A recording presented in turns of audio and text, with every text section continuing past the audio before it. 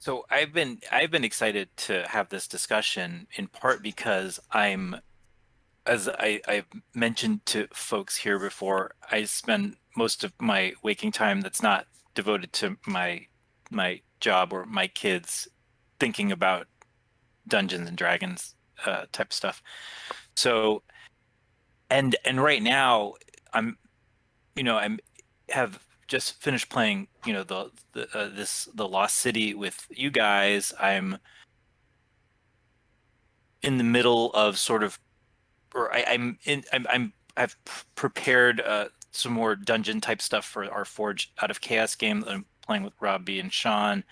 I'm putting together two separate dungeons for the a legendary lives game I'm running. So I'm thinking a lot Shit. about dungeons and what kind of makes dungeon play work and what makes it fun and exciting. And then there's also a bunch of other dungeon related discussions going on at the Adept Play site, which I'm kind of wish I could, I'm would I'd like to comment on more, like to participate in more than I have already.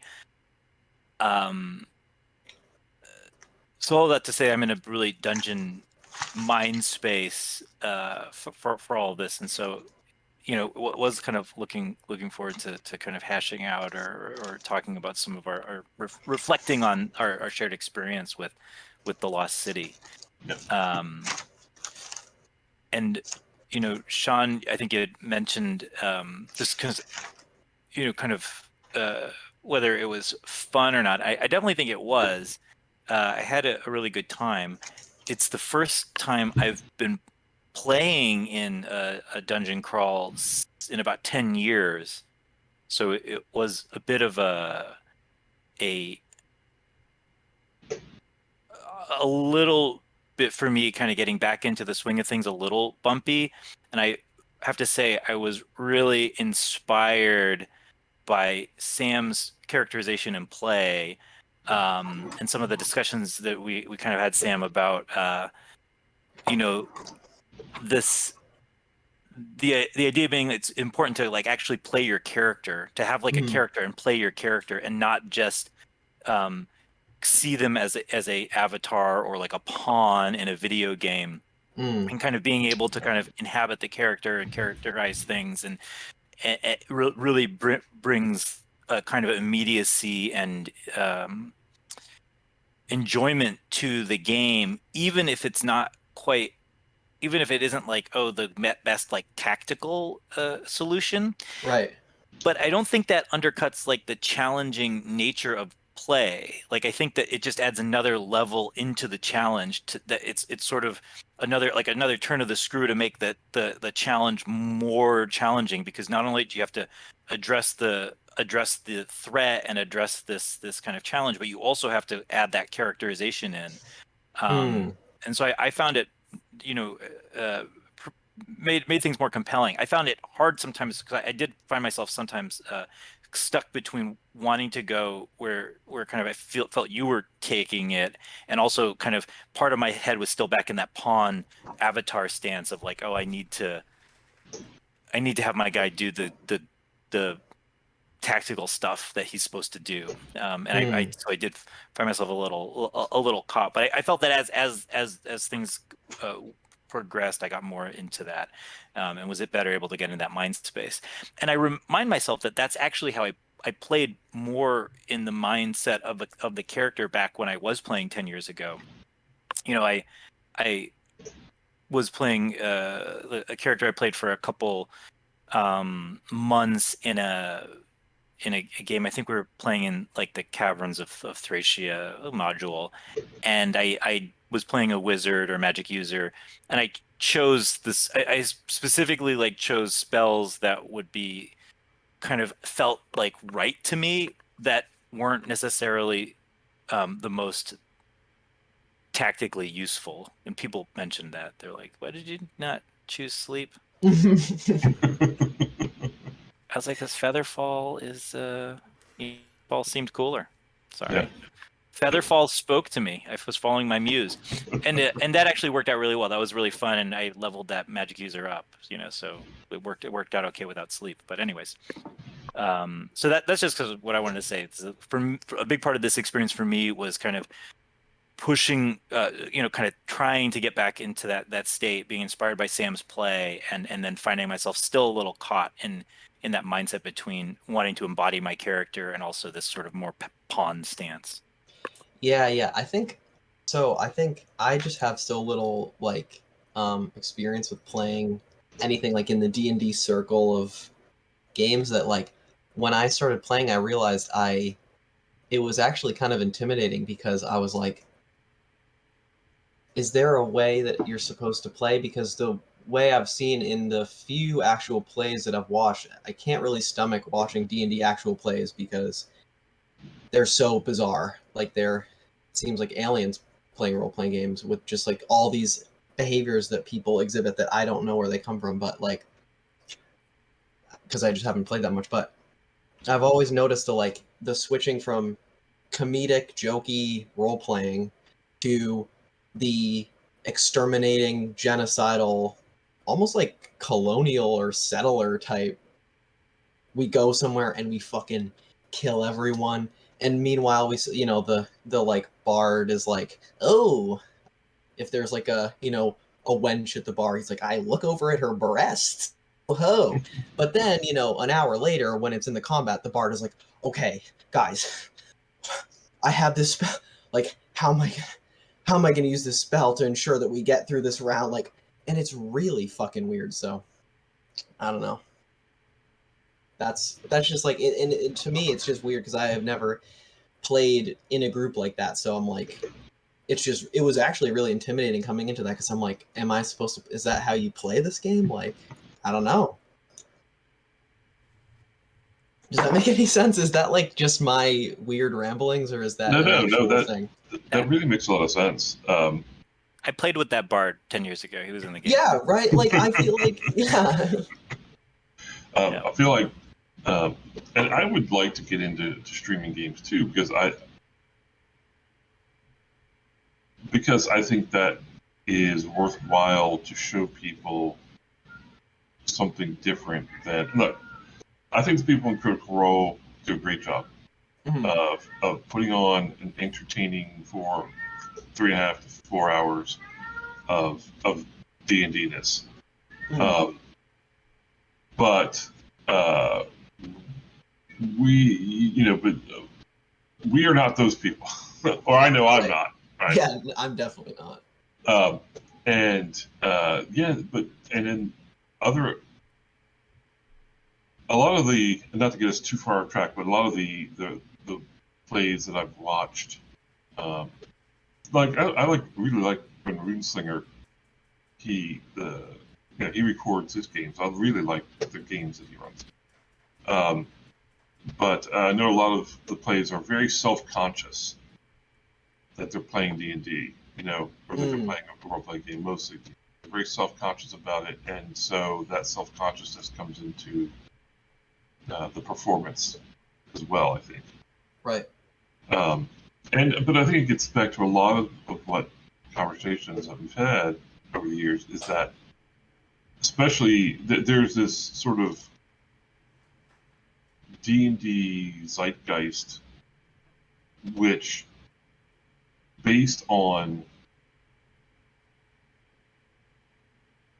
a minority of experiences, I think, but it's a vocal minority. These are the experiences that got into Dragon Magazine letters, or they would often show up at conventions, which is a very small amount of people who show up at conventions, or they'll now on the internet people talking about it,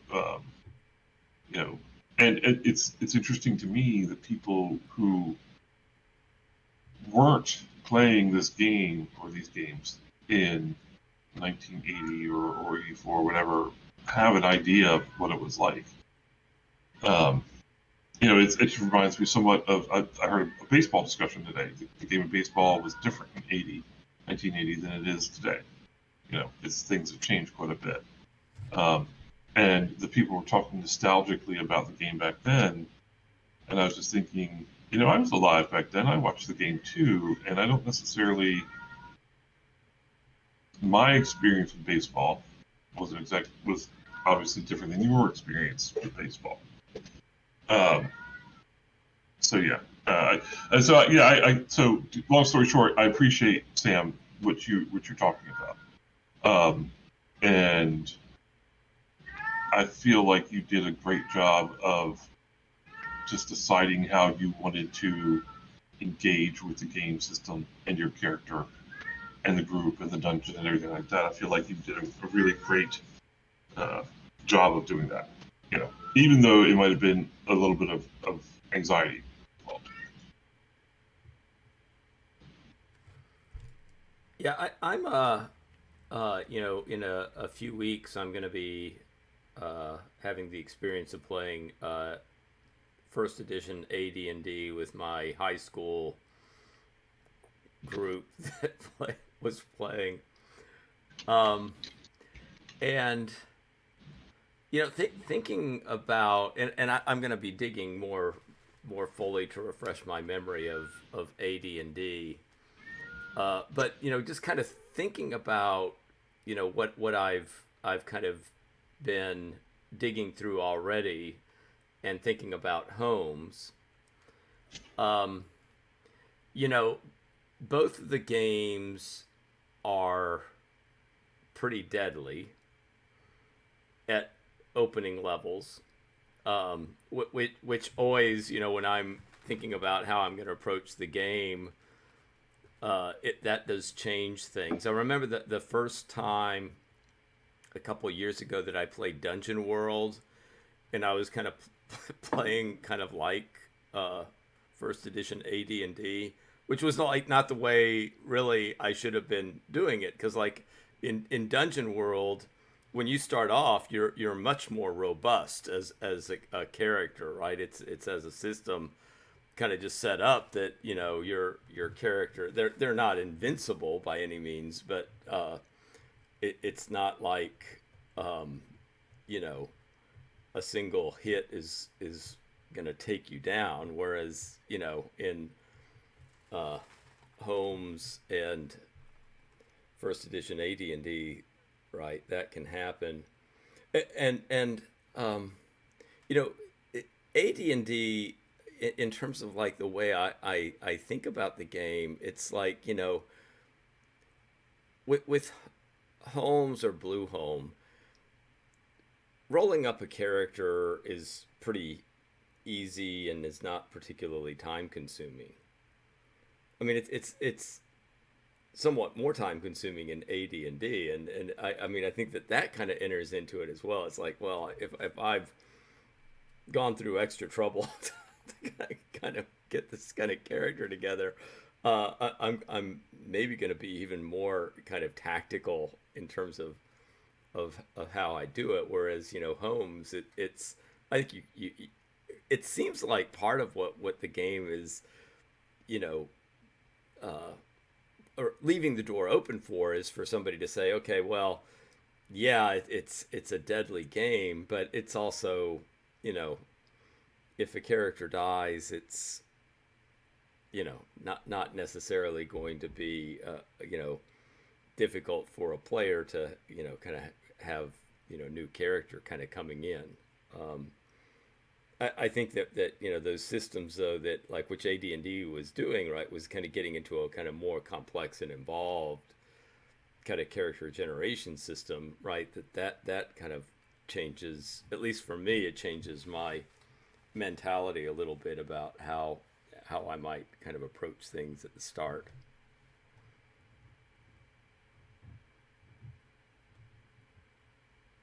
I think that's a good point. It was a more robust set of character creation. Although you could really take your AD&D characters and throw them into the basic modules, Yeah. and they do okay. Yeah. especially if you updated the creatures there too. And I was thinking too, what you said about what you said, Robbie. Um, Maybe I never really thought about it before, but I did with this game, where basically the D6 is the damage die, just multiples of D6 for creatures and things like that. I feel like if I'd been rolling D8s and D10s for some of these creature damages, that would have made the game even more deadly. Mm-hmm. But the D6, because you can roll ones and twos and things like that, I feel like that worked out really well for a low-level party. A bunch of level 1 characters that didn't overpower the characters. Yes, you took damage and got low on hit points, but it wasn't as terrible as it could have been had these creatures been using higher, bigger dice.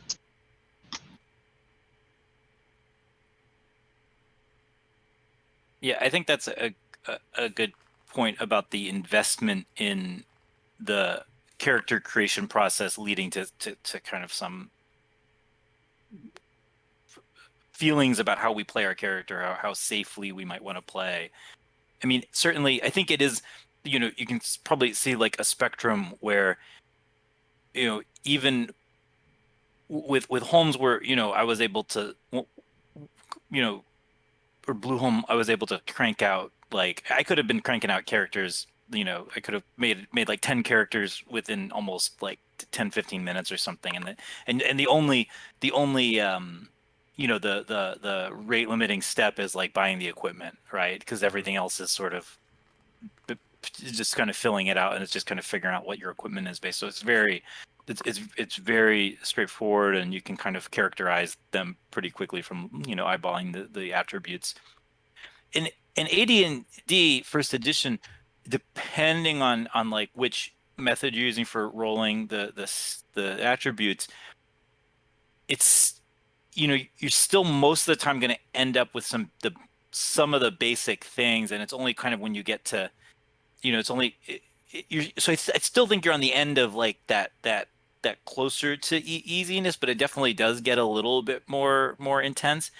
And then you think of some games like where you actually do have to put that work in to put them all together. It's something like GURPS, where no matter how straightforward the beginning character is, you need to kind of go through that spread, like the spreadsheet, and add up all your points and like balance it out. And by that point you put a lot of work into it. And that's where it becomes, those types of games where it becomes really hard to then see them go, or then you really don't want to have to do that again, in the middle of an adventure. But I agree that there's something freeing about just the ease with which in Blueholme or Holmes you can just kind of whip up another guy. And it's even, I think, part of the understood part of play that, like, oh, another guy can kind of pop out of the woodwork, or you can kind of promote a hireling, or like like you can kind of have that happen, is sort of part of the expectations of how the things are played. Yeah, I feel like the specter of death in role-playing games is like, it's so powerful in terms of like how people are going to play their characters, and the mechanics that can arise to try to patch it up can be somewhat strange to me. Like Burning Wheel, if you just hold a persona point to your chest at all times, you can never die because you can just spend your persona point. Like, it is interesting, and I think that rule exists because fucking making a character in Burning Wheel is so annoying. It takes, well, I GM'd it, so like I can make a character in like 15 minutes, but like if you're, it took my players 4 hours to make their characters when I played with them. It was horrible. So I think it is interesting, like it changes so much about how you play, and I feel like character death in a game, it should be just as important a rule to like resolve very well, like in the mechanics of the text, as like combat. like if there's combat in the game or there's any chance a character dies, like I love that in Circle of Hands there's a actual fucking mechanic for if someone dies, they don't just sit out. They like become a wraith and they can cast spells and stuff and spook people or whatever.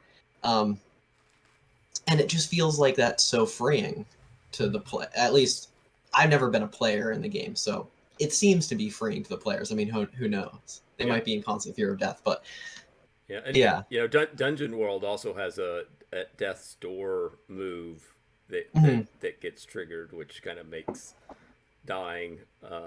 You know, there's like a kind of interesting little mechanic thing that goes on with death in Dungeon World. Mm. You get to have a conversation with death and figure things out.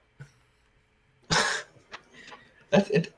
Yeah, it's interesting how like it's an interesting thing to think of, like how many games I can think of have mechanics that try to push death away and keep it farther away from the characters, and how few do something once a fucking character has died. And I feel like I want to see more games that do something once a character has died, like the Wraiths in Circle of Hands. Like, to me, that's like I feel like the solution in more modern D&D seems to just be like you just have so much hit point padding and like you only die when you're at like minus half of your HP or something, I think is the rule. And I feel like there should be something once you actually die, like, and that seems to have such a huge impact. I don't know if this is just a stupid tangent, but it just seems to have such a huge impact on what people feel like they can do. And if there's no mechanic there, I feel like people are just like, like what I was describing earlier, it goes from the happy, jolly, like weird kind of play where you're goofing around to you're in combat near death and you're like terrified and making 40-minute long plans before you like shoot your arrow at the next goblin. So. No, I think it's not a tangent at all. I think it's really good, cuts to the heart of a lot of this. Like, one, we saw that, Lost City played, with the Blueholme rules turned out to be pretty deadly. And I think you can argue that some of our play was a little reckless. On the other hand, you that's part of the game is pushing your luck and kind of pushing, gambling with that. So I think even if you could say, like, even if we had played safer, we still were going to come up on the possibility of getting our guys killed. I mean, like my guy had 4 hit points at maximum, and that means any with the die 6 damage, like any hit could take him out. Like he could be taken out in one hit. So and it's probably impossible to kind of say, like, well, I'm going to dungeon delve with this guy and I'm going to keep myself out of any situation where getting hit is ever a possibility. So that lethality is always on the table. I think you're right, Sam, to say that this is a huge issue going back to the beginning. And I think that obviously, even if it's not in the rules text, people came up with these solutions, which are often, as you say, kind of goofy or patchwork, like, oh, like the guy, it's like, oh, like, that your hireling becomes your new PC, which, is somewhat, which I don't think is a terrible like rule, but it's not like it isn't like a textual rule. It's like a hack, or it's like something you came up with at the table to make the games kind of go on. If we think about our Lost City game, if we were going to play a session 6, like, well, then it leads us to the question of, like, okay, so where are your guys' characters going to come from, right? I mean, so and the game itself doesn't tell us. We have to kind of, I mean, I'm sure we could come up with a satisfying solution if we wanted to continue, of like where your guys' characters would come from.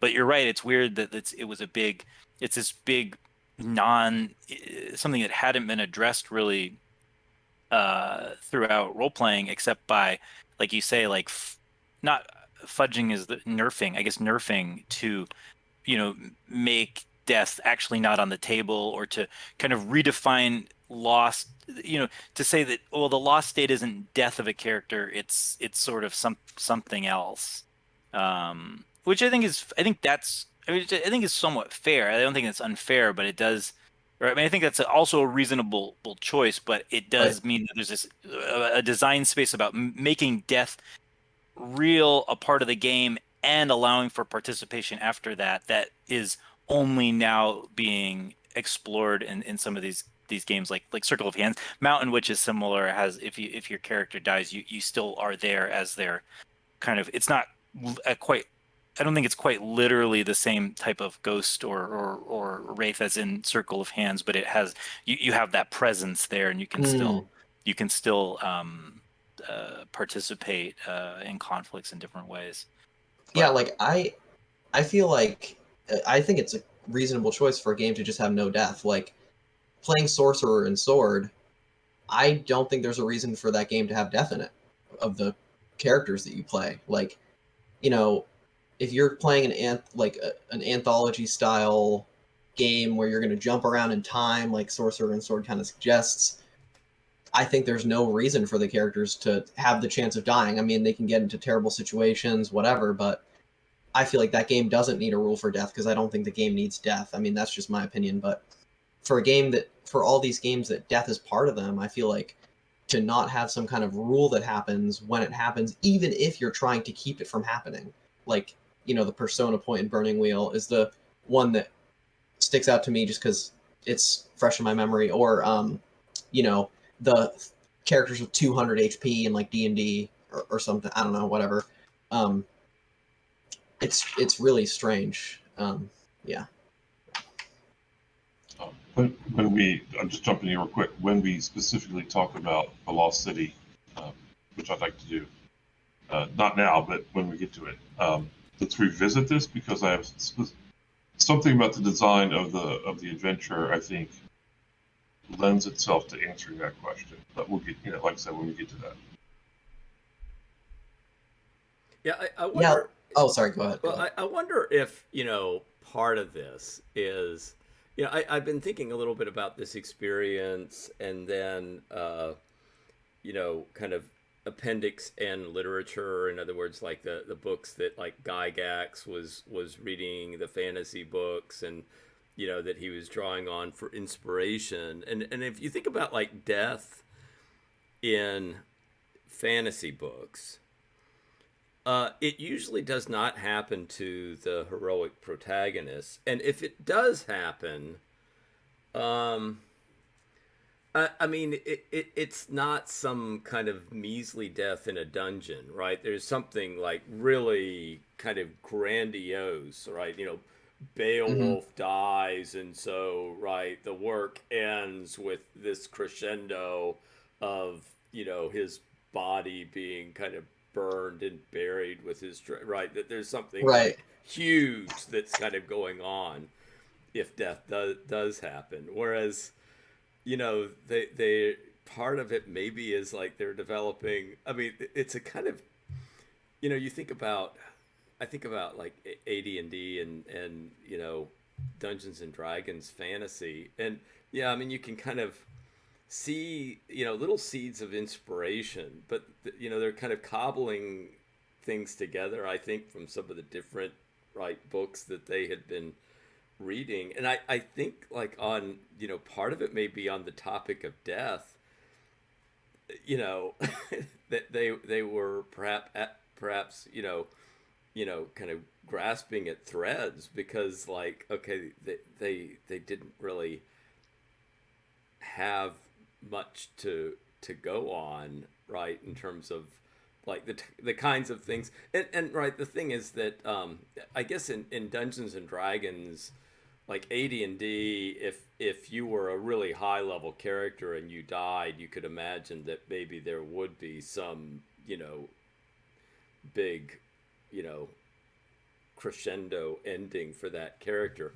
But you're most likely to die at the first level, and a first level character dying because he got bit too many times by the carrion crawler is not quite the heroic well, it way makes it. For me, what that said to me, actually, I feel like the reason that I feel like I played Roland the way I did, like as this kind of stupid, like like not really stupid, but just like completely terrified person who was like really flip-flopping between like complete terror and like I'm gonna be a hero now or something, was like this person isn't a hero. He's like some random guy just kind of trying to get some gold. And it is interesting because I don't know if the source material that is supposed to be influencing this stuff has those people in it. I don't even know if like those kind of people are not seemingly the central characters. Like they are the central characters in a lot of Clark Ashton Smith stories. Are these like really desperate people who go into a place and then some weird thing comes out of nowhere and like kills them or they flee screaming. Like so actually I read like this is a bit of a tangent, but I read Clark Ashton Smith's like Hyperborea cycle right before we played this, and it really like was like, whoa, this feels actually like a little D&D esque actually, in a way. But it is interesting because yeah, the specter, and I like that lethality. I love the lethality of the game, but the specter of that and the reality of it does make the characters just can't be heroes, I guess, unless they just get lucky. And yeah, Yeah, I mean, I think that's you know, and I think I mean, it's hard to say kind of what they're thinking about, what the appendix N kind of meant completely. I mean, one way you can look at it is, you know, it's part of the challenge is to like earn your way to be that hero and not some schlub that just dies at first level. And so if you know, and I think maybe that is a bit, I, and I'm sort of generalizing, and people who know better could probably correct me, or there's probably, you know, a lot of people could correct me. I'm overgeneralizing, but I think that's kind of a lot of the Gygaxian approach is that, or the Gygaxian framework is some of these characters are going to rise to be heroes, but a lot of them are going to be whittled away, and that's part of the game is to see who kind of gets to the next level. On the other hand, you know, the again, like I don't have all the details, and someone else can correct me, but it seems like with Dave Arneson's Blackmore game, it seems like lethality of characters was not as big a deal, and that you had characters, kind of people playing these characters for years and years in this campaign, and there it seemed the loss conditions were much more situational. So like they would, you know, when things went badly for the characters, it wasn't like their characters died, but that they lost their base, you know, in Blackmore and had to like go, you know, go hide out someplace else. So you know, that's kind of the big loss condition you hear from about the early Blackmore games, that like they, not that these characters were dying left and right, but that they lost their political power in some ways. Um, and so I think that the um, this type of lethality that you see in Holmes and stuff is isn't kind of necessary, or in this, the kind of lethality you see it in low level on Holmes and in AD&D, if you kind of play it more or less by the book, isn't necessarily the only way these games were played at the time or in the early days, but is, I think, has become more of I don't know how to say, has selectively become, this is the old school way to play, or this has been, you know, kind of this, it's selectively become, we want this high lethality for whatever reason, but it isn't necessarily you know, as Robbie says, doesn't necessarily fit with all of the, you know, influences that they also said they had, and probably doesn't really fit with the way games were always actually played at the time. You know, as Sean points out, like our imagination of what the zeitgeist was is not always, or our thinking back and kind of reconstructing the zeitgeist from the past is not going to line up exactly with what it was at the time.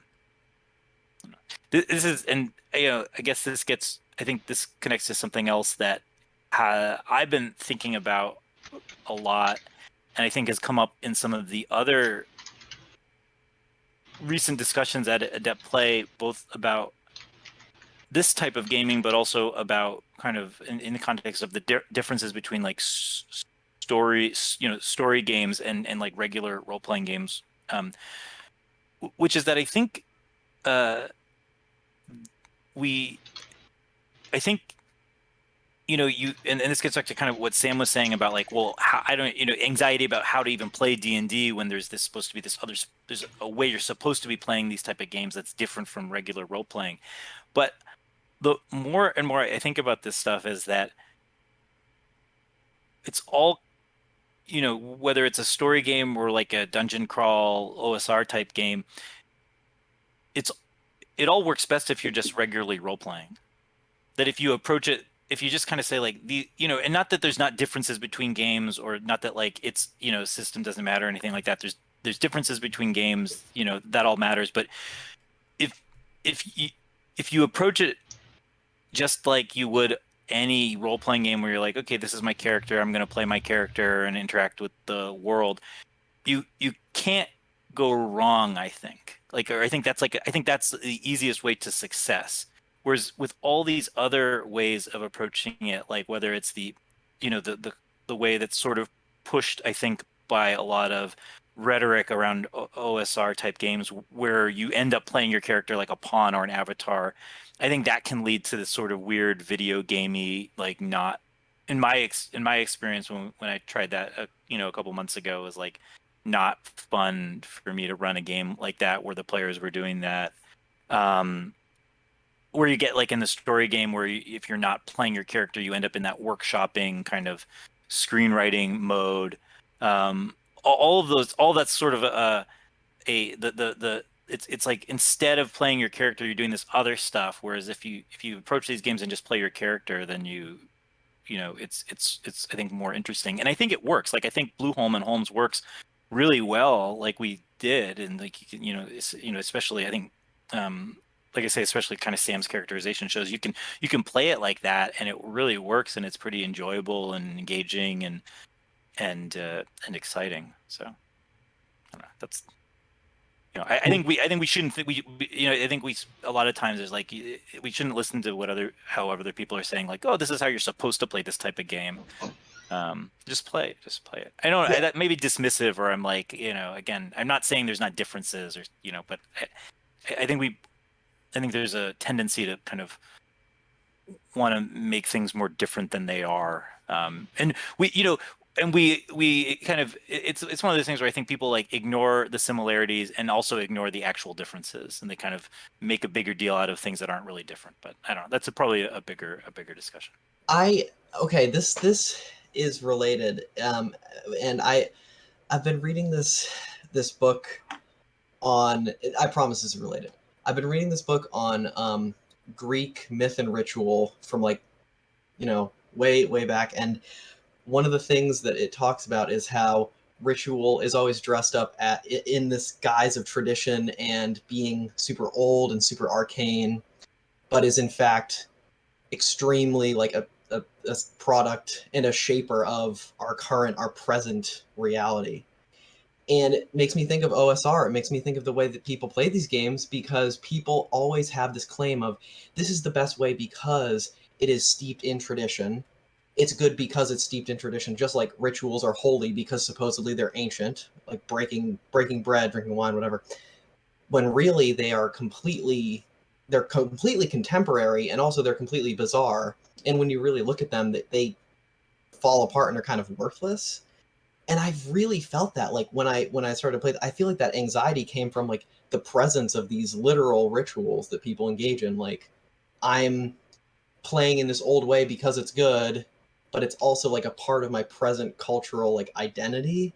And I feel like that somehow has slid into even my brain, but I don't even talk to people like that. So I don't know if that makes any sense, or if that's kind of, but like it really, Ron made that whole series of stuff. Like I watched, I think a while ago, I watched most of the Finding D&D things, and he talked about D&D as religion, and or whatever, as a folk religion or something. And I think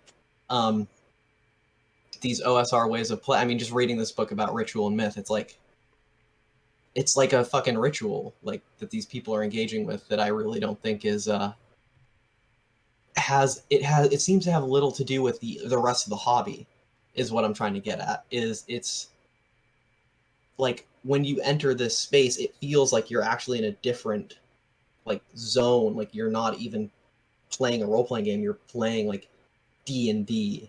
And I haven't ever felt that with any other game. Like, every other game has felt just easy to play, like, no matter what game. But when it comes to D&D, there's all these, like, weird, these behaviors that people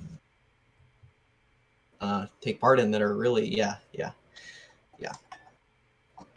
Yeah, I don't think you're wrong about that. I think that, and I think ritual is the right way to put it, even if you're not 100% on board with the way Ron presents D&D.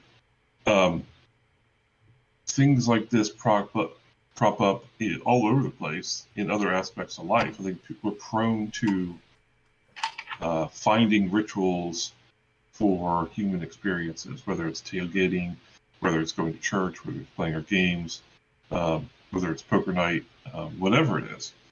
So I think that, and then what happens is the ritual becomes what's important, not the thing that spawned the ritual. Not, the game isn't important. The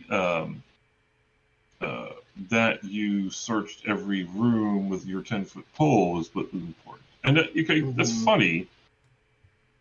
It's fun. And so it moves from that, hey, this is, we kind of like elbow each other, but yeah, okay, I searched the room with my 10-foot pole, to being, oh, you didn't search the room with your 10-foot pole? Come on, what's wrong with you? And you're doing it and you don't even know why. If a lot of people have heard of that particular thing, having a 10-foot pole searching room, but I mean, how many people really know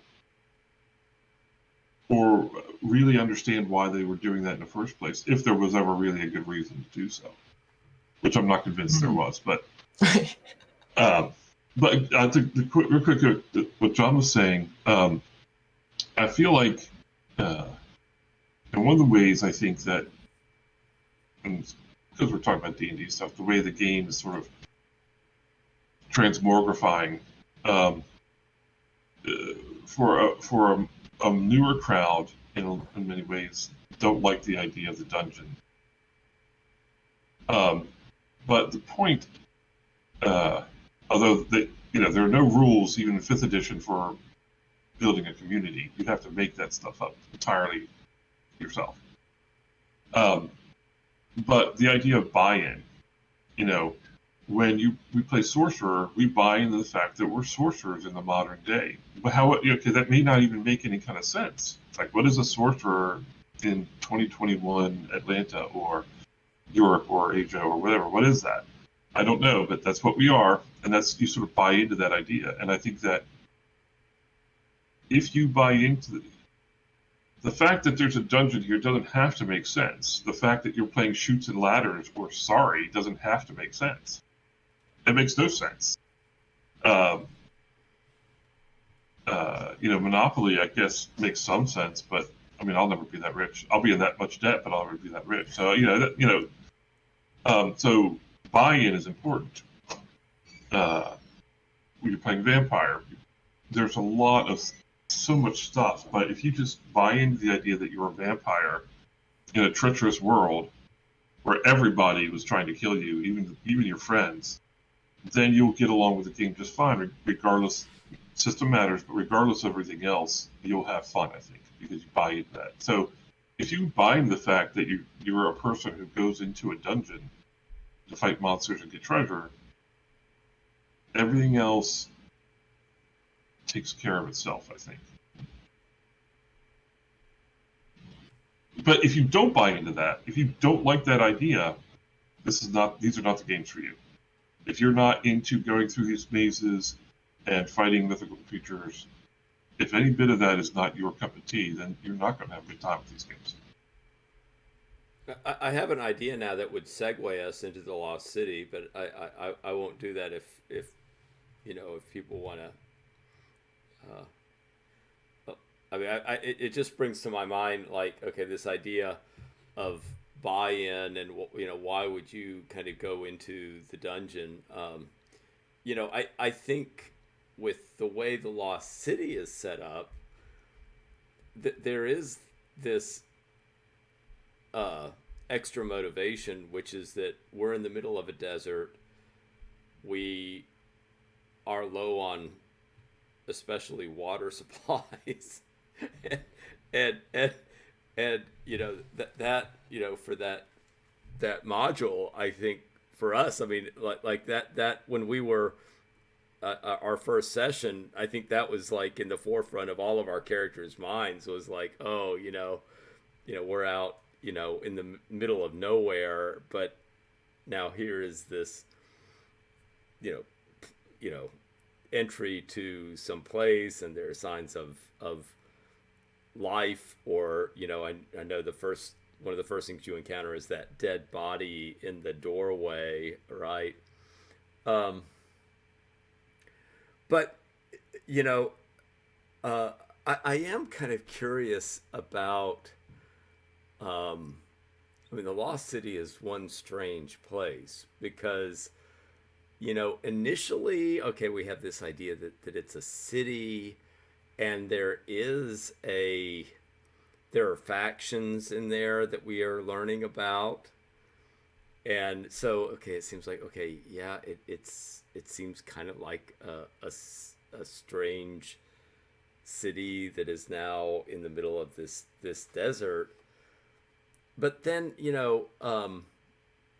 that there is, I mean, these, I don't know, the Lost City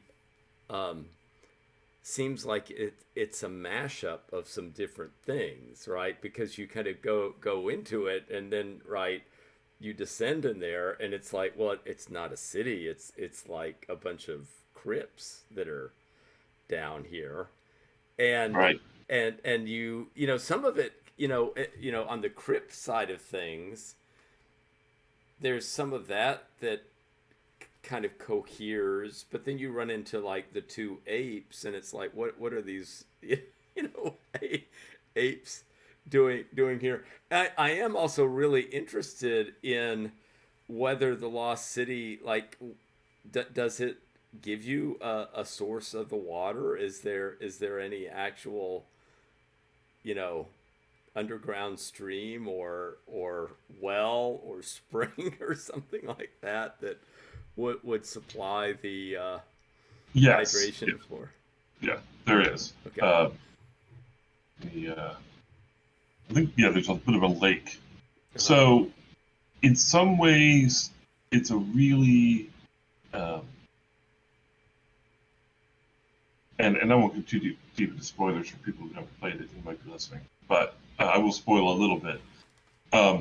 There is an underground lake, and and actually, so the setup, and it's not particularly clear. You find one part of the city which is mostly buried, like Tanis, I guess, in Indiana Jones. But the one part that you have access to is the top of this step pyramid. And yes, the step pyramid is one part temple. I think the intention was that it was sort of like a ziggurat in the ancient Middle East, and Sumer and things like that. And maybe even a little bit inspired by Mesoamerican step pyramids as well. And unlike, I think, some of the previous, I don't want to speculate too much, but like in the Keeper on the Borderlands, once you get into, there's treasure like everywhere. But here in the Lost City, especially in the top couple letters, the treasure is very light. So it's harder to level up in the first couple levels, or technical levels like that. So yes, there is a source of water. There's a huge chunk of content that you guys walked right past. Like, you came down the stairs and you went through the hallway and you just kept straight. It's like you went to a beeline to the next level down. I was like, okay, that's fine. I didn't try to stop you from doing that, because that's I didn't want to do that. It's like, no, turn around. That would just be me trying to guide you, and I didn't want to do that.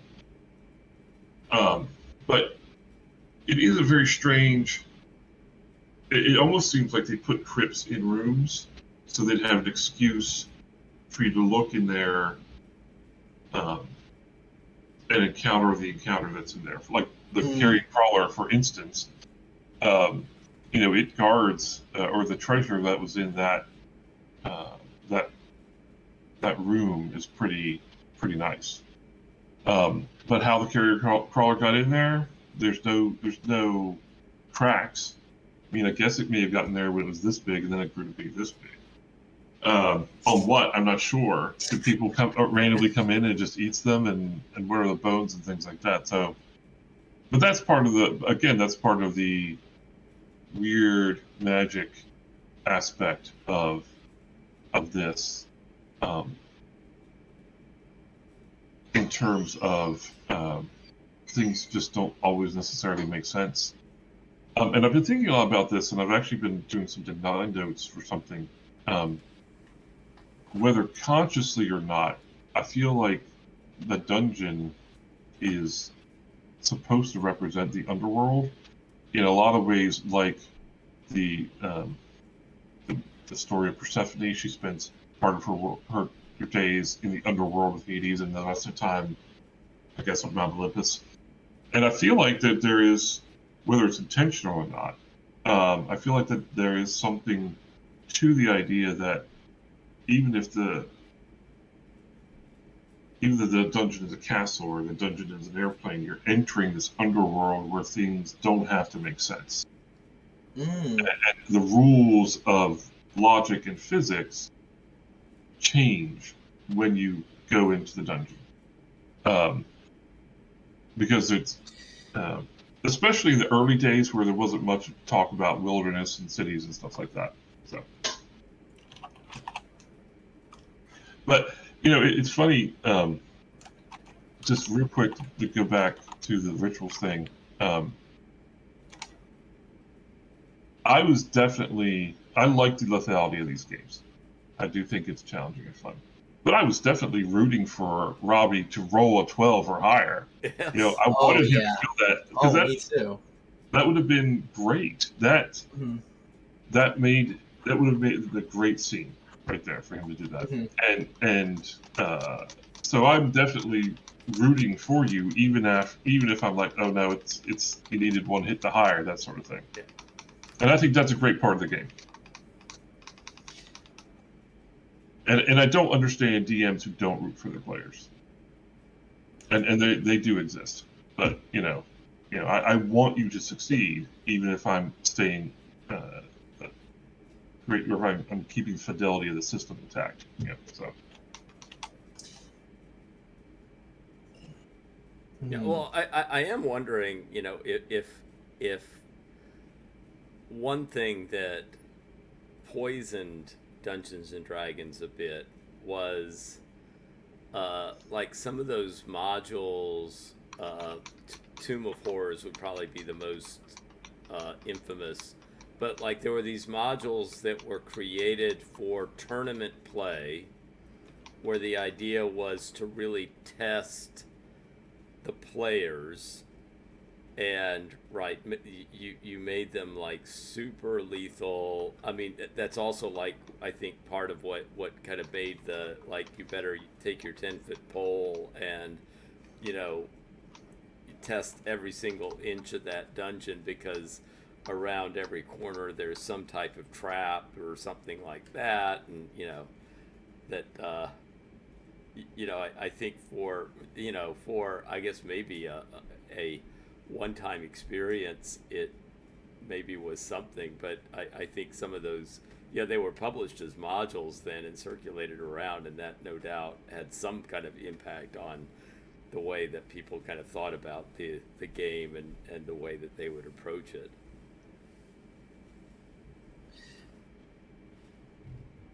Yeah, and something that it has started to interest me is the starting in a tavern, which I think is a ritual that is very modern, but I don't know if that's true because I've only played like 1 or 2 real games of D&D. And what fascinates me about it is that I know people, like I played this the worst role-playing game session of my life that kept me up all night.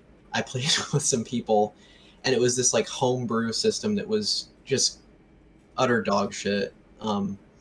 Luckily, these are people that aren't like on Adept Play, so they will never hear me talk about this. But I'm not gonna say names, obviously. But like, it was just we started in a tavern and had our quest explained to us, and it was very like D&D but with different rules.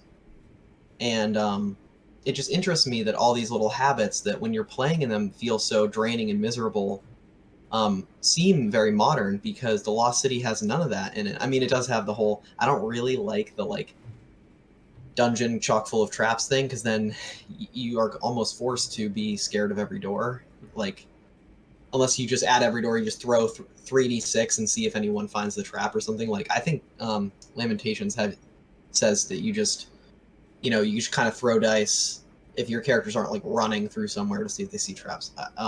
But it's just interesting.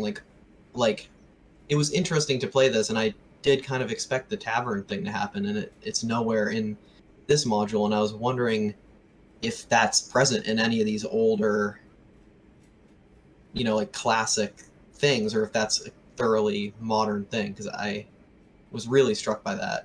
That seemed to me like a ancient and like hallowed thing to be done in D&D. Well, I don't know. I do know that like Dragonlance, the Dragonlance saga basically begins with old friends getting together in a tavern. Ah. And that's 1984. Mm-hmm. Whether they played like that beforehand, like in Greyhawk or whatever, because the Greyhawk has a Green Dragon Inn. So I don't know. I didn't start doing the In a Tavern thing myself till probably well after college, so in the 90s. That's really interesting to me. Yeah, that's when I didn't. It wasn't my understanding when I first started playing Dungeons and Dragons in 1985, 86 that you're supposed to meet in the tavern. It was, I mean, my understanding of the game was not very sophisticated, and my understanding was you just are at the dungeon, and to the extent that we did anything in town, it was where you bought stuff. It wasn't like we were kind of like, oh, here's the dungeon to do. But by the time we were playing second edition Advanced Dungeons and Dragons in, 1990, 91, 92, like that, then it felt like we were not leaving the tavern. It was like, oh, we're in the tavern still. Like we're still meeting in the tavern and like talking about stuff and interacting with the people in the tavern. The tavern became a very big part, and I don't know why we got that. I mean, the Dragonlance, it makes sense. Like we would have all read the Dragonlance books, so they could be like, oh well, Dragonlance started in a tavern, so that's what we'll start too. Or whether, I'm sure you started. I think you started seeing in other adventure modules as well, kind of the oh, everyone get together in a tavern and they get the wizard to come in. Yeah. I mean, that's like, I believe Palace of the Silver Princess is that's, I'm not entirely sure. I'd have to reread it. But there's you're part of a caravan there. But yeah, you're caravan guards, or you start in a tavern. Right. So. I had one question also, I think, that I actually was thinking about before this, about the amount of content that is there in this. And I mean, I understand it's a product, so I don't think it's like reasonable to kind of compare it to what like I might prepare for a dungeon. But I have my little dungeon map for my Lamentations dungeon, and it's really small. It's basically just a copy of a map of a little like monastery or an abbey that's just got some like identifications of what things are. And when I was preparing that, I couldn't imagine making I was tempted. I was like, shouldn't I be making this multiple layers and all this stuff? But then I was like, well, I've got this cool monster, and I've got like one cool thing that I'm really interested in, and I don't want to fill it. Like, I was like, what am I going to fill it with? Like a bunch of like, because Lamentations is like set in a kind of 1630s Europe basically, and I was like, am I going to fill it with like wandering packs of dogs or something? Or like I literally like put on a fucking random table wild dogs and wild pigs because I was desperate, and then I was like, wait, I don't need that. I mean, I kind of like the wild pigs, so I'm keeping them, but like, yeah, but I just wonder, like, it felt like the encounter with the carrion crawler was so vivid and interesting to me. There was this presence of all this treasure. There was this like really exciting monster to fight. And like I had fun playing every session, but a lot of the rooms felt like, all right, we looked in the room, there's kind of one thing there, because you can't put 30 things in every room when there's 100 rooms. Right. And it really made me feel like, I'm sure part of it is like, okay, we're selling this. You can't just have, your little, this tiny fucking map and be like, that's $10. But like, it does feel like, I kind of want it to get to the point. I mean, if that makes sense. I feel like it might have been just as thrilling with like, one really good. It's like these books, these massive source books for a fantasy game with like 30 races and all of them are fucking boring except like two. It's like give me the good two. Give me the good 5 rooms in the dungeon and stop is what I feel like. But I don't know. Is that how do you feel like about that? Well, I would think that my impression was that, yeah, obviously they wanted it to be bigger. The idea that they wanted you to explore each nook and cranny and to feel tension, I think. Mm-hmm. It's supposed to feel tense. We're going into, and that's where I think, unfortunately, it gets to SWAT team play sometimes. But it's breach the room. But I think that it's supposed to be tense. Okay, here we are. Unfortunately, I think that it's not that tense when you like go into a room and then you go across the hallway, the 10-foot hallway or 5-foot hallway to the next room. It's like, then everything in that room probably hurt us if we were there. We spent an hour in this room and nothing came out of that door. Right. And then you go in there and there's like 2 or 4 baboons that have been eating lunch the whole time and they haven't been listening to you. And again, it goes back to the kind of crazy, weird, messed up 1930s and 40s type of fantasy magic stuff. Clark Ashton Smith stuff. But at the same time, sometimes it made too little sense, I think. And right. I think that's part of the thing. The many rooms are supposed to be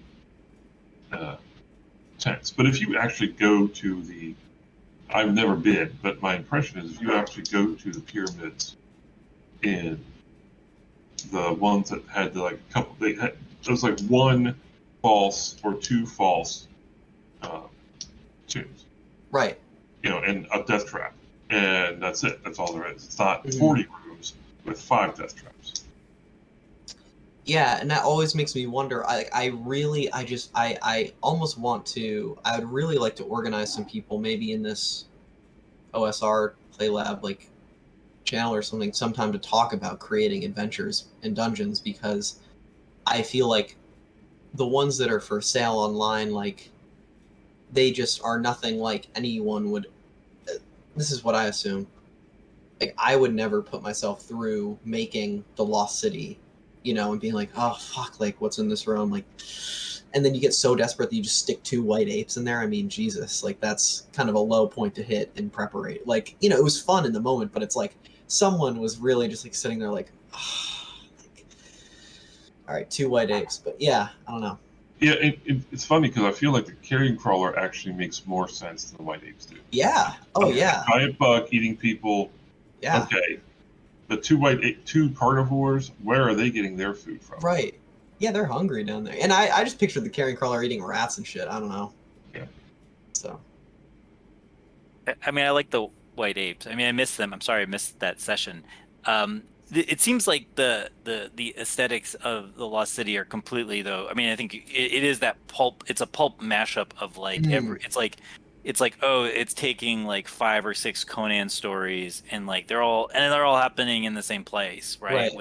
With the weird sorcerers and the white apes and any one of those things. And I think that's kind of speaks to your point, Sam. Like you could take almost any one or two elements from the Lost City and create that would be enough kind of material for like a good short story, like a good sword and sorcery short story. Mm, And kind of what it seems that they've done is they've taken like a whole anthology worth of stuff for short sword and sorcery short stories and just put it all over this map in a way that's not doesn't really make sense except that all of it appears in Conan type stories. right. Um, so I think that's the organizing to the extent that there's like an organizing aesthetic principle behind it. I think that's what it is. I wonder, and this kind of gets to the comments on the thread on at play about the building the dungeon that I think you prompted Sam, but that Greg started, right? Yeah, yeah. Um, and so Sean, I was wondering, you know, Ron's comments was kind of making a point, I think, similar to what Sam is saying that like, there's a lot of stuff that is just like not used in these modules. How did it feel as a dungeon master to how did to what extent did that the stuff that we didn't touch play into what we did see? Could in terms of your sense of your just in terms of how it felt to you or your aesthetic choices or the kind of creative choices you were making as a dungeon master, do you feel that things that we didn't see was sort of didn't play any part, or did it have some, do you think it played some part in what we did see in terms of your even if it's just in terms of something that was just your feeling or in your head, even if it wasn't shared necessarily? Let me just preface my answer with this. I'm not as big an enemy of intuitive continuity, which I kind of hate the term, but I don't hate the people who use the term. I just for whatever reason, I don't like the term. Or, as the laying down the tracks before the players, I'm not as big an opponent of that idea for the simple fact that sometimes what people come to play these games for is they want that journey. They want that roller coaster ride to be specifically from the tavern and it ends in the boss fight. And that's what they come for. And if that's what they're coming for, then making sure that their choices match up with their expectations, I think, is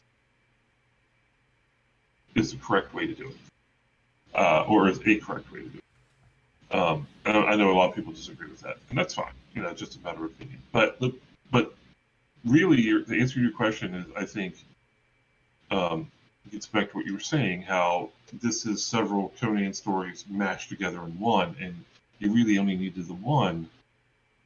At no point during your descent to the Lost City did I make any content changes. Everything was reaction rolls or your choices. And I think that one of the reasons I like this particular module is that you can bypass a lot of content and still get the experience that you came for. I don't have to steer you any direction. Your choices, the choices you make, will determine the content that you run into. And there is no right answer to that question. There's no, at least in the Lost City, there's no right answer to your choices. You're just going to experience this place however you experience it. So if you do miss a bunch of rooms, or you don't go through, like I said, you guys went down the stairs, you went straight, you went to the one room which took you down into a lot of interesting content. And at first I thought, well, they're probably going to go back up because they may sense this is tougher down here than it is that level up that they missed, but you weren't interested in going back up. And so I just let that idea go out of my head. It's like, okay, they're not going back to that other level, and that's fine. There's a lot of cool stuff down here that they can experience, and you did. The apes, the rats, the carrion crawler, the wandering encounters, which I thought were really interesting on that level. So yeah, I didn't really have to make any choices. I didn't have to change anything because there was so much content there, which can be a detriment, like we were just talking about. In this case, I think it was as a benefit, because your goal in the Lost City is to survive and get strong enough to leave on your own at some point, or to stay and just live the rest of your lives here. So it fit perfectly with what I wanted to do. It fit perfectly with what I wanted to do, because people talk about exploration as a goal, and while I think that shouldn't be the only goal, it's fun. Exploring is certainly fun. So, and I didn't have to steer you in any direction for you to get what the Lost City was trying to give you, which was this pulpy adventure with random weird stuff. Yeah, I do think that one of my favorite elements was the feeling of the mashup of all these things coming together. Like, I loved the wandering monster stuff. It felt so good in play. It felt so simple, and like it all went. I really liked how all the rules in this game that I encountered you using, it always made sense when you were bringing them in. Like, you like all the tools felt like you didn't have to guess when you had to take them out. Like, okay, we throw some meat at the white ape, might be hungry, or it might want a bigger snack, so you roll a reaction roll. Like, I think that's, there's sounds, so maybe a wandering monster comes, like, and I think that part of that is like, yeah, if you only have like your one monster in the dungeon, you might not get that effect of like a super what felt like a very dynamic situation. The thing that worries me, though, is it did feel sometimes to me as a player like we were experiencing a play that was like a random walk, like a stock market graph. And yes, all random walks are different, but show me 20 random walks and Trends they all are the same. There will be certain trends, yeah, for sure. Right. And so, like, I do think we made choices that mattered. So I don't think it ended up being a random walk completely, but sometimes it did feel like, okay, we went this way and we didn't go this way, but is that really an interesting choice? Like, I don't think it is on its own. I think if there's an element, like you said, of we're staying down here and it's more dangerous, but maybe we'll get more jewels or whatever, that could be considered an interesting choice. But yeah, like, just vastness for the sake of vastness is like, all right, I chose to go right. That's not interesting on it. Like just like having two entrances. I mean, I think with this type of game, the I agree with you. Like, the left or right isn't interesting. The interesting choice is, when are we going to turn back in altogether? And then, so given that the interesting choice, or like the important choice, is when are we going to turn back, does that left or rightness, those left or right choices, does that provide kind of more texture or more interest?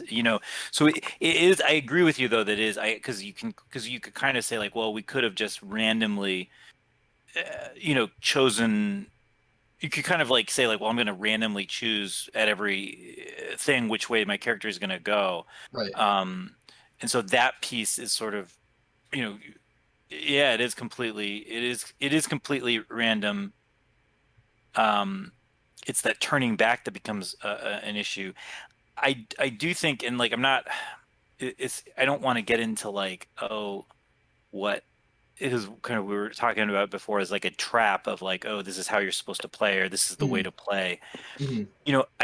I think in some,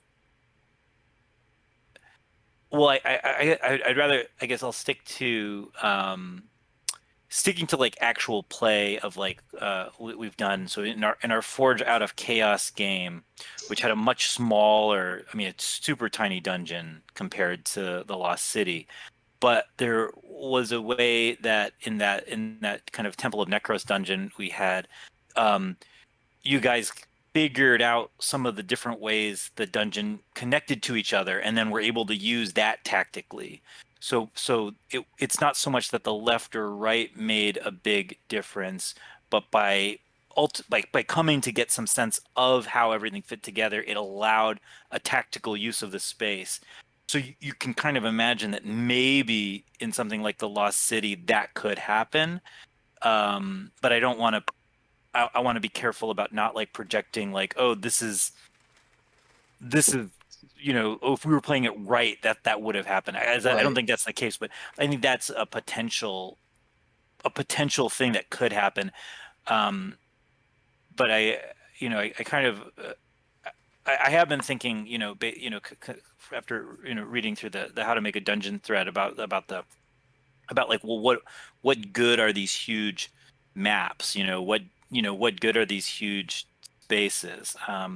There's, I've been reading through this contemporary OSR module, Castle Zentillen, I think, uh, which is sort of like it pays homage to some older dungeons like Tegel Manor and Castle Amber.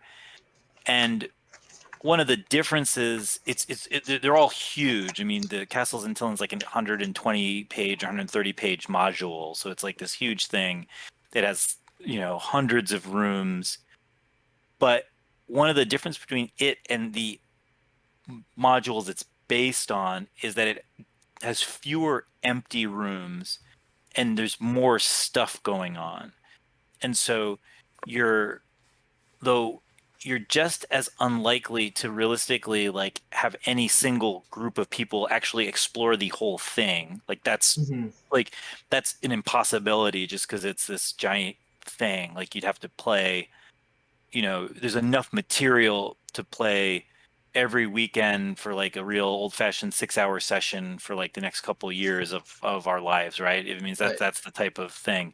Um, so you're unlikely to kind of see it all or explore it all. On the other hand, with just it seems a little bit more efficient into getting kind of what you were talking about, Sam, of like getting to the good stuff or getting to things that really kind of that are um, kind of juicier or kind of maybe more interesting. And I don't know. I'm kind of reading it versus playing it, so you can't say for sure. But I think that's been a trend in the the some of the newer modules kind of that are written with this, is to, even if they are big in the same way like the Lost City's big, they're a little denser. The kind of Gygaxian empty rooms, or that idea of like we're gonna have a lot of empty rooms, Mm-hmm. isn't kind of as big into play. So I don't know, but my own my own feeling was when I was actually doing it for Forge, my thinking was like yours, like make things smaller, not not make things smaller rather than prepare a lot of huge stuff that like is unlikely to be seen. Yeah, because I think the moment where I really felt like we were making, I think the first moment that it felt like we were making a choice and not just choosing something like at random, to me as a player, felt like when we were descending from that weird room with the name I can't remember anymore, Zod or something, painted on the wall, and we kind of went down that weird slope into something that clearly was more dangerous. Like I felt like in the whole game, to me, that was the only time that like I thought about going in a certain direction, besides when my character was hiding behind the corpse of the carrion crawler, and I was thinking, should I really run into the dark? So yeah, I don't know. It's an interesting thing, and I feel like there was definitely a feeling of being in this huge labyrinth, but the feeling was not I'm in a huge labyrinth. The feeling to me was, all right, we came to another T junction. Who's gonna say which direction we're gonna go this time? Like, I'm not trying to. I don't know. I feel like I'm sounding negative, but that was just a feeling that I got. Like, I feel like thinking about the feeling of being in a labyrinth when you're not in it in the moment of playing it is really different from when you have to say, oh, okay, it comes to a T junction, and should I say, yeah, oh, we'll go to the right. Like, that's when we were actually playing, it felt like that. When I'm thinking back on it, I was like, whoa, we're in this big, but in the moment, to me, that's always what it felt like. So I guess maybe it's just my it honestly is probably just my personal feeling of playing, but it just, like, the feeling of being in a massive space in a role-playing game sounds more like a selling point in, like, an ad for the Lost City than a thing that someone felt while playing, if that makes sense. That all makes a lot of sense. Yeah, I think one other case where I felt like it wasn't simply random choices was towards the end with the big boulder that comes rolling down the corridor, and I felt like, like what was going through my mind is like, well, the boulder would be there to try to kill people that would be approaching certain rooms. So following the boulder and kind of investigating that room seemed like a richer, possibility for us, because it would make sense of that particular trap, right? That was protecting those rooms. Yeah. Absolutely. Yeah. No, I absolutely agree. I was going to say, to some extent, that is true. Yes, for sure. I am also kind of curious. That carrion crawler encounter, we were like almost there. I am like, I think it was like, going through my mind, and particularly now, it's like, well, had we been more successful, and that room had some significant stuff in it, and whether we would have at that point, because like back at the very start, when we were kind of like taken down to this doorway and kind of set into the labyrinth. I mean, the idea though was, am I remembering correctly that they were kind of wishing us well, but also we're holding open the possibility that if we returned with some significant items that right, that might kind of result in kind of more negotiation with them. Yeah, it doesn't give it says you can join each of these factions depending on, like, if you're a woman and a warrior, you can join the maidens, or if you're female and a warrior, you can join the maidens.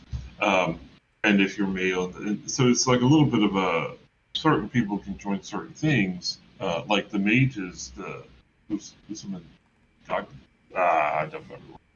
I'll look it up while we talk. But the mages, or the magi, were okay with thieves and magic users and elves and things like that. But yes, when you would come back and you had shown them that you were capable of returning with cool stuff, that would have been, they would have then been more aggressively like, okay, we want you to join with us. So the Grom guys would have recruited Roland, and the Magi would have recruited Bartle and Shishush. And then that opens more social which is another reason I really like Lost City. It opens up more social possibilities too, where all the previous modules in the series, that wasn't really. I mean, I guess you can get social in the keep, but that there's not much there with that. But this specifically, it's like, okay, you can build alliances here, and that can be the focus of play. You know, is you and your alliances and people you make friends with, sort of providing some impetus for play and going deeper into the dungeon. Or you could have just killed all those people and took their stuff. But that's the really great thing about it is that gives you a lot of choice in that regard. But yes, if you come back, when Barrow comes back to the Magi, they're like, oh wow, yeah, okay, you survived all this. That's why we're sort of bringing you into our fold. And of course, he made second level, so that's all good. But yeah, if you come back with some stuff and things like that, there would have been more negotiations. I think that's a great way to put it. And that was surprising to me at the very start, right? That we were encountering like these factions. I thought that was not what I was expecting at the start of the play. Yeah, but that is basically all the content. Other than, well, you didn't. You missed. I don't see you missed. You didn't go to a couple rooms where, like, there's a room where a couple giant geckos. That would have been a bit of a tough fight. But you guys did okay with the apes, so the apes were tougher than that. So I think you did okay. So there's a gecko room. There's the bees. There are ways you could solve that sort of bee equation if you wanted to. There are, but I think there's another room of beetles at that level as well. But mostly what you run into at that level are the factions, the three factions. The Maidens, the Magi, and the Brotherhood. And it's only below that where a lot of the treasure is. Yeah, I really thought that was really surprising to me as well, the social aspect, and I really felt like the it made it kind of feel like the whole thing was worth playing. Like, I feel like if we just had been stranded and then for some reason decided to try to risk our lives finding like gold instead of just finding water and food, it would have felt really, really hard to like play as characters, which I think is sometimes where you can get into the, to justify that kind of behavior. Just like, all right, my guy's my little character trying to get my high score here, type play. So.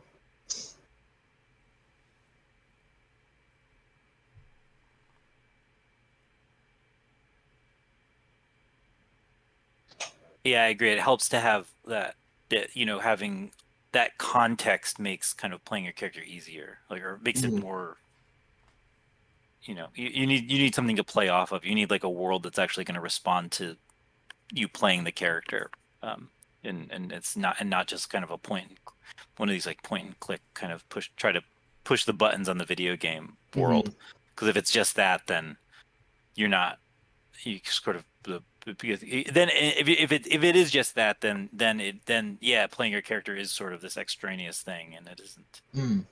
It becomes sort of not. I don't know, not as rewarding.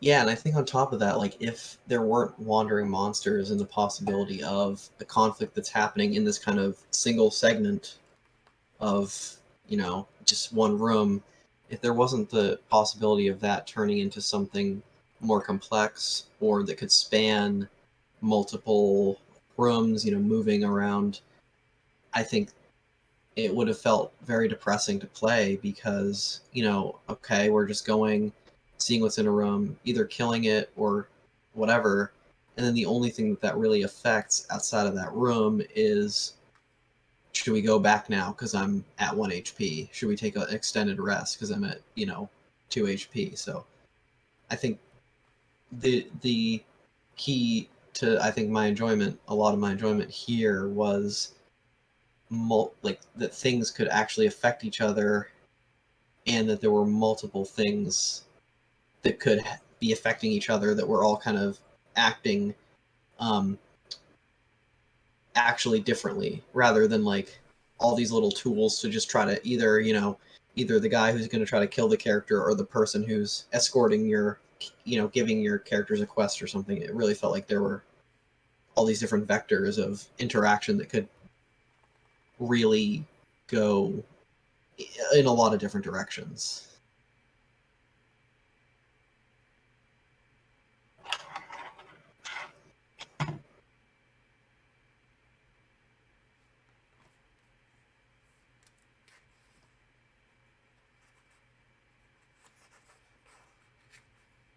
So, gosh, what was I going to ask you? Well, I have a question for Robbie. So this was the OSR Play Lab was your idea, and since this is your first kind of this completes kind of your first experience with it. How do you feel that it went, or is this kind of what you were hoping for? Or is it different, or did it? Did your expectation, did it meet expectations, or expectation change while we were doing this? What are your thoughts so far about the project you had proposed? And Yeah, I mean, I don't know that I had a lot of really specific, goals in mind, aside from just the idea of getting some people together who were kind of interested in, um, you know, sampling, various types of games that would kind of fall under the problematic rubric of the OSR. Um, I I I liked the fact that what we had 5 sessions with this, and that seems, for what I'm kind of looking for, I think was good, right? I'd be happy to continue to play Blueholme, but I'm also interested in other games, and so 5 sessions, playing every other week, right? I think I got a pretty good sense of what Holmes is like, and I think even though we didn't explore every nook and cranny of the Lost City, I think I got a pretty good understanding of that module in play, and I think I also really, kind of, we have, maybe some ideas rattling around of like, this is what OSR is, but I also feel like we were, even though, right, those discussions have been happening about, what is the OSR, that I don't think that we were kind of beholden to, right, any kind of preconceived notion of what this would be. So I, was very kind of happy about like our. I think we approached this with pretty open minds. Just kind of interested to see what was there. I remember a long time ago in high school reading Holmes, but that had been a long time. So and I guess the group that I played with, I think maybe we had some sessions using the Holmes, but it was mainly first edition AD&D. So that was kind of very dusty, foggy memories of what Holmes had for us. But yeah, I'm I enjoyed the all these weeks. Playing the game, and it was satisfying. And I also think, it was, as I say, I don't think we had any set in stone preconceptions about what we should be doing with the game, right? That I think we all seem to be pretty kind of open to just diving into it with our characters and seeing what happened.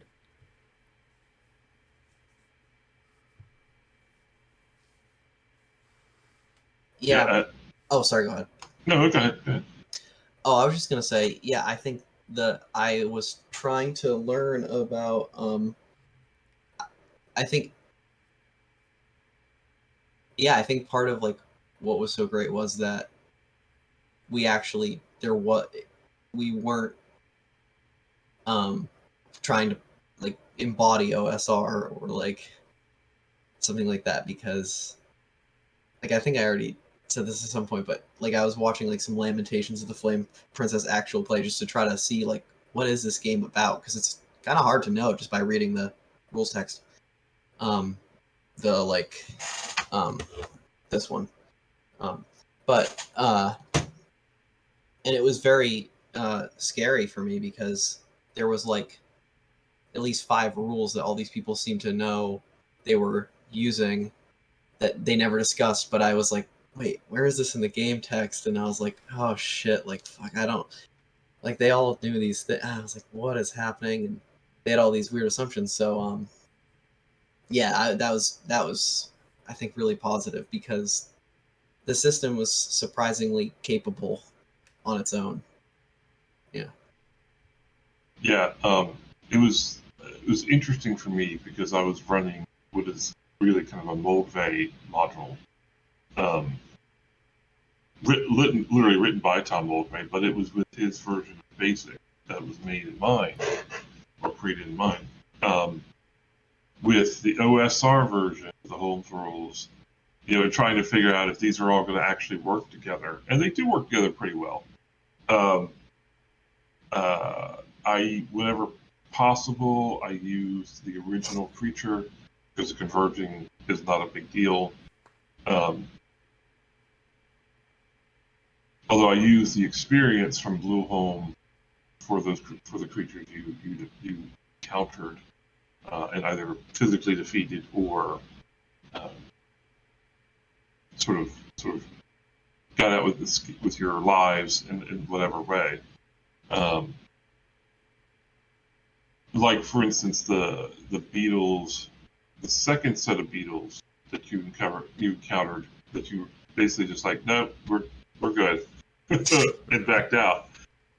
They were more dangerous than the first group of beetles. So that would have been another very difficult fight. But I feel like you've got experience for it, because I feel like you weren't lucky. You made a choice not to engage in fighting these things, in my mind, and probably not with everybody, but in my mind,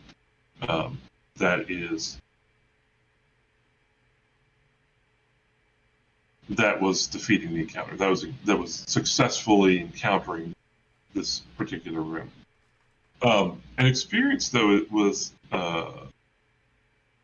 not an issue, except that in the upper levels there's not a lot of gold, so it's harder to get experience in some of the upper levels. So the benefit of going down another level was also finding stuff that, like the plate mail that you found can be cashed in for gold. So I gave you experience for that plate mail because you could have sold it. And of course, you found the magic sword, and yes, that was a magic sword in the apes. In case anybody didn't know that. Oh. Oh no! You were using this? See. Was I using that sword though? I don't remember. I might not. I don't remember either. If you had been using that sword, that might have made a difference. And I should have remembered that. Oh well. Sorry, Shishush. But no, I don't know if you were using the magic sword, because I feel like the only time I went back, and this is sort of gets back to something you just said, Sam. watching people play Lamentations, I'd be curious to watch that myself, because I wonder how many people who and think they know how to play but the Lamentations based on knowing how to play previous version of the game, the D&D basic, and maybe never even read the rules. Yeah. So I remember after the discussion about finding traps and things like that after the first session, that I went back and I double checked all the rules, both in the original Holmes and the Blueholme, just so I knew I was doing it correct. So I make sure from that point on, that the few little things I'd gotten wrong, I'd make sure I did it correct. I encountered an actual play where someone did not know that they were playing Lamentations of the Flame Princess. They said, "Oh, this isn't BX. I don't know what BX is," or something like that. Yeah. And I was like, ah! I was legitimately fucking mind blown, because it was like an hour into them playing, and I was like, oh, so how could you not know what you're playing? How could you not know? But I think maybe, I think what you said is right. Like, they just think they know, and they all, I don't know. I don't even know where OSR exists on the internet as where all these people decide these things, because there seems to be some sort of place where decisions are made about what rules they all import. Maybe, I don't know, because all these people imported all these rules without knowing, some of them, that they were fucking playing a specific game. Like, they didn't even fucking know they were playing Lamentations, which I think is actually kind of an interesting anthropological artifact, because yeah. Yeah,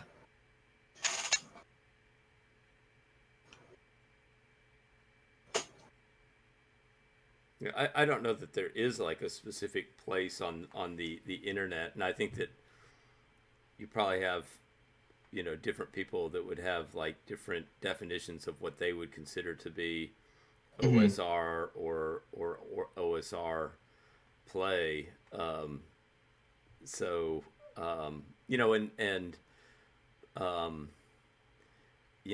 There are games like Into the Odd and Electric Bastion Land, which are often considered OSR, but those games are not Dungeons and Dragons based, right? Those are Fighting Fantasy that some of those. Well, not is not to technically, Into the Odds started more as it's OD&D, so it Okay. started more as a hack of the 1974 books. Okay. But the version that is kind of published and available and formed the basis for Electric Bastion Land is not has I think moved pretty far from that, and especially with I think there's a lot of differences in the expectations of how you play those compared to how you would where I guess I would say is where something like Old School Essentials or Blueholme, the idea is you're going to play this the way you play D&D with D&D modules. My sense from the Into the Odd people is they see the activity similar, but they're doing something a little different, or there's different or different emphasis or something. Mm-hmm. So, just as a side note, more of a footnote, really. There's also the various hacks, which I don't know if the white hack was first or the black hack was first. I know a lot of people base stuff off the black hack, which I think might have been based off the white hack. But there's actually the same people who did Blueholme did the blue hack, which is the Holmes translated into that hack sort of style of play, which I think the biggest difference really it brings into I'd have to look at the rules, but basically there's a lot of roll under, that you roll under your abilities. So if you have a 13 strength to succeed in something, for it to roll a 13 or less. So it's a lot of that. One of the games I eventually want to run here in the lab is the Black Sword Hack, because I'm a big Elric Stormbringer fan, and the Black Hack is cool, but the Black Sword Hack is like, oh, okay, this is actually pretty rock and roll. But I think that is also based on that whole. In fact, it's I want to say Kusanagi, but that's the major from Ghost in the Shell. But the author of that did the Black Sword Hack as well. So those are pretty cool. But yeah, there is a blue hack. It's available. I did download it. I did get it. It's available from the same people who did Blueholme. Which, just a real quick, there really is not that much difference between Holmes and Blueholme. Text is a little clearer. Initiative is a little bit better laid out. More robust beasts, I guess. So it's a different game, but it's not. I guess it's as close to Holmes as you get without being sued by somebody.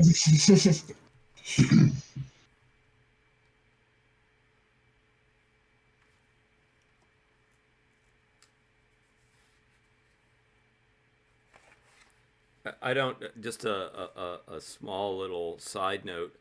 I don't know. I know that when we were creating characters, and I think Sean, in your initial document, you had mentioned something about alignment.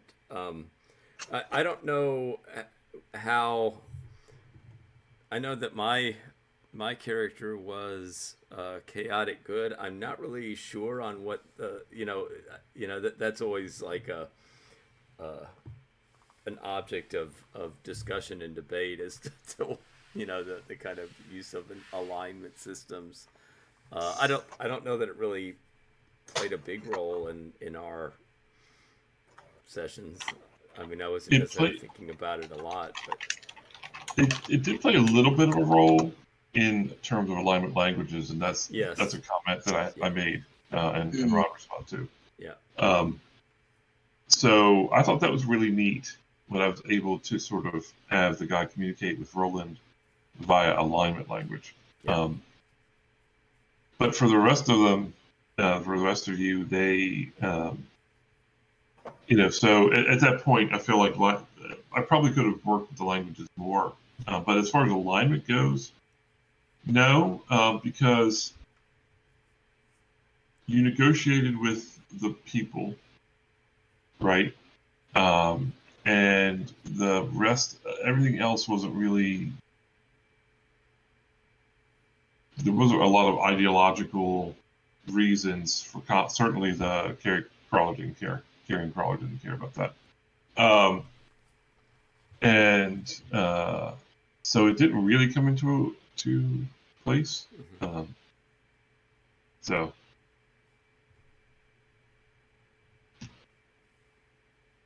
And I don't know that it would have. I feel like that wasn't a strong point for this particular dungeon. Alignment wasn't really a strong point for that. Because they're mostly neutral types. I mean, there's some lawfulness and stuff like that, but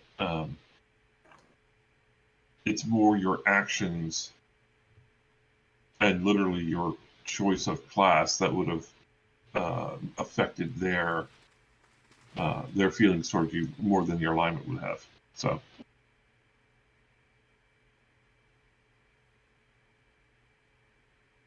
because I like using alignment. If I had created content for this, then that probably would have been a little bit more of.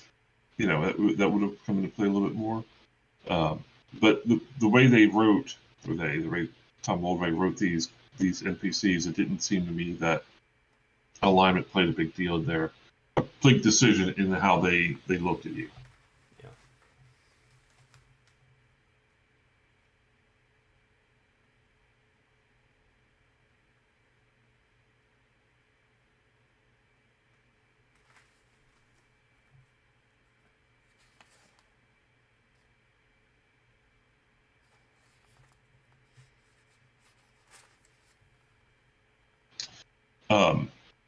I think probably my only main question that I have is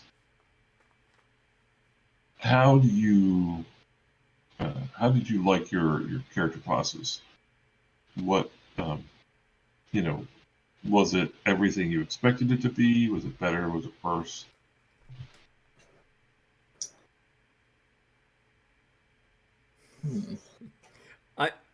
I did like the fact that as a kind of elf mage, I had I think for my hit points I had the D6 instead of a D4, which was useful. Yeah. I mean the magic for my character was I thought was good. I mean it was solid, and the I only had one spell I could I could have at the ready Yeah. at any point. I think there was only one of our sessions, I think I had initially when we kind of descended down had memorized a charm person, but then we were just encountering large insects and undead. So right, that was not the best choice, but otherwise, and the last session having that enlarged cast on Roland, which just kind of I think was an appropriate kind of thing, kind of physically reiterated the kind of swagger and bravado that Roland sometimes had, and then also kind of realizing that it wouldn't last for very long, kind of sparked him even more to, push forward, while he still had that, that spell on him was fun. But yeah, the spells, for, I think there's a great, great options there, and they're, the descriptions are very, clear and, in play. I think that they operate quite well and give you lots of options. Like, the enlarge, I was initially thinking, oh, I have to be thinking about objects that might, work, but then, that also had that other aspect of casting it on a human, right, to get a benefit for that.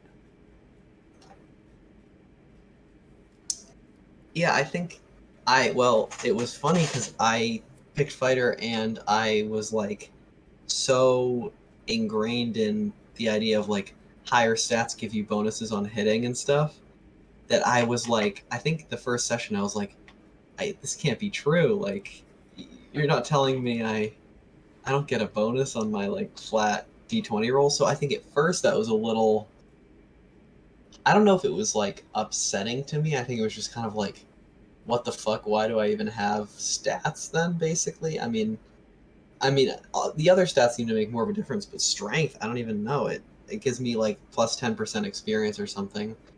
But I did like having more hit points because I felt kind of bad for Bartle, who usually ended up, so near death. I mean, I ended up dying, which is kind of funny, but I think the best thing about being a fighter was being able to feel a little more fearless than the other characters in terms of like I can probably like not just I can't possibly die in one hit to anything if I'm at full HP, which feels pretty good. So, I thought that the contrast between the fighter and the magic user made playing the fighter feel cooler.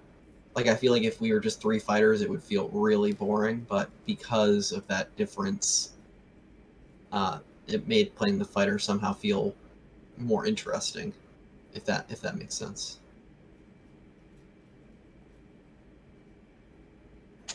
Yeah, I mean, I have a great deal of affection, or I find the thief kind of, I mean, I'm not like one of these anti-thief class, people. I find I have a lot of affection for it. I think it's kind of charming and interesting, and at the same time, it does at low levels, it does. Don't know that the thiefness of Bartle in terms of the kind of mechanics or the mechanical differentiation between him and the other characters kind of came to the fore in any way in this game. Um, I'll see you tomorrow. Okay, good night. but I mean, it certainly influenced how I played the character, but definitely, yeah, like sort of having only 4 hit points was like the major contribution of my class to like what I actually did during the game, compared to not quite having opportunities or not having a lot of opportunities to make use of the thief skills. And at low levels, even when you do have opportunities to make use of the thief skills, I'm like, geez, 15% chance of doing that. It's like, it's like basically like saying like don't try in a lot of ways. So, so I think the thief is a tough. I think the thief in a lot of in this in Holmes and Blueholme and a lot of the other ones that are BX and the one games that are like BX based are it can be a tough kind of a tough class compared to the other classes, at least off the bat. Like I guess you can kind of see like it at higher levels than like the thief is doing some crazy stuff, but then at higher levels, the magic users have a lot of different spells and the fighter has a ton of hit points. So I don't know. I'd like to. I think it would be. I think one of the things I was thinking of doing is to kind of, if I play more D&D, as I play some more D&D, over the next year or so, to keep trying to play thieves just to see if it changes based on, just to kind of compare them from kind of the rule set to rule set, or module to module, to see if that kind of changes. But so part of me wants to do that like as an experiment, kind of experimentation wise. But then part of me is like, I just, I'd like to throw some spells around because that seems more fun too. So I don't know. We'll see. Yeah, one thing, if I had, so like when I was running, I ran for Chaosium, like one of their game days, and then I ran for Gen Con last year, Gen Con Online. I ran some Hero Quest and I ran some Quest. And the one thing I reminded myself, especially with RuneQuest Glorantha, because it's still new to a lot of people, is remember your augmentations. Remember your passions, things like that, which can augment your rolls. And I wish I had said once or twice, oh, Bartle, don't forget you've got your backstab, so let me know if you're trying to move into that position. I feel like I should have reminded you of that, and sort of made situations where that could have been something you could do too, because that is part of being the thief. That's like their really cool combat maneuver. I really like the thief as a stabby trap springer, as they are in AD&D, at least first edition, especially, and BX and things like that. Whereas the modern rogue is sort of much more a gangster, and much more of he's a criminal hitman, really, or a guy, basically someone who knows how to fight but didn't get formal fighter training fighting, which it's great, but it's not as much fun. And I think has led in many regards to the fighter. They always worry about the fighter being less powerful than a wizard at level 20.